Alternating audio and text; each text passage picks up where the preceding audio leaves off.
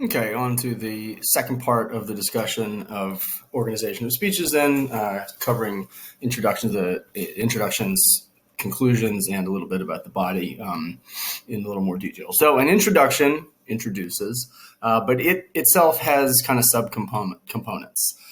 So often good speeches will begin with some kind of attention getter that might be a statistic that would surprise people. It might be a personal anecdote or a story, briefly, about somebody who exemplifies what you're about to talk about and why it's important. Something that is an attention getter is something that's maybe going to be a little bit surprising, but also convey to the audience, oh, wow, this could be, this is important. And really sort of distills the importance in some kind of example. The thesis statement is where you actually state your argument.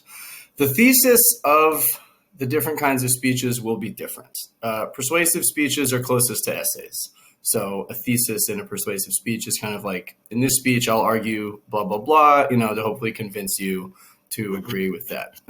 Thesis statement in an informative speech, we'll talk about this in the informative speech lecture more specifically, but it's more akin to announcing what you're going to inform the audience about, or what you're going to teach them, or something like that. But it's where you lay out your purpose in the speech. Essentially, is the thesis statement. What are you trying to accomplish with the speech?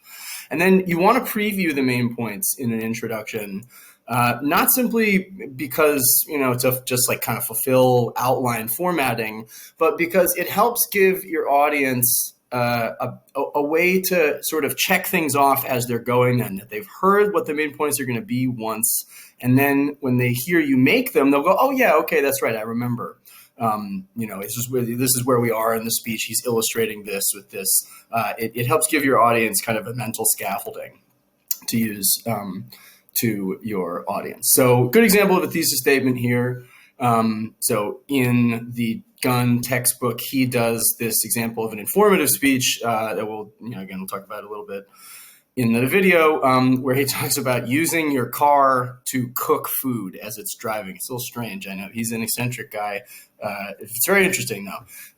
And so his thesis statement in that speech is, today I'd like to inform you about the fine art of car cookery, both what it is and how to do it.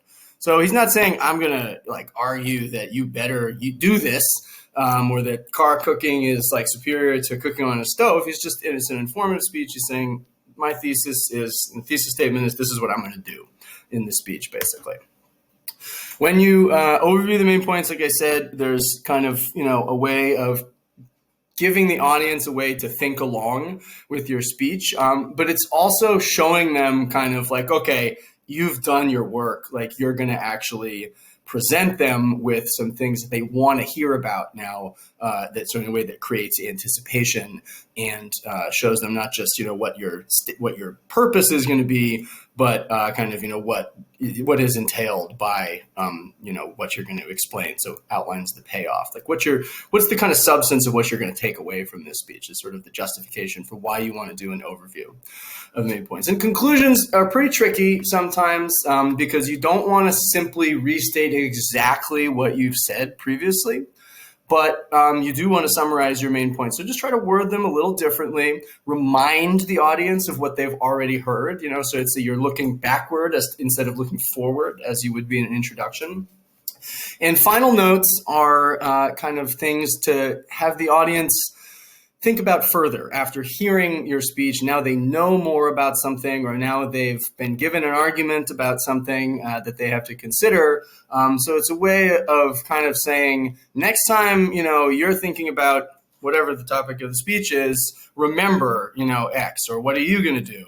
Or something like that, that gives them kind of almost like an action item, like something to do with the information that they've just heard.